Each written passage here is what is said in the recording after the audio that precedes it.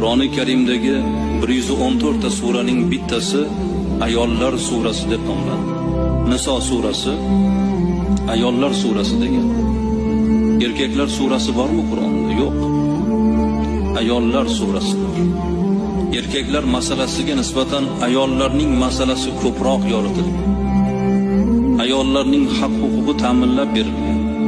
Ularning mahr masalasida, meros masalasida barcha haqlari, huquqlari poymol bo'lmagan.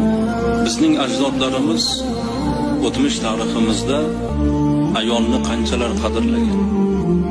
Bugun mo'jiza deb e'tirof etilayotgan saroylarni ayol uchun qurdirganlar.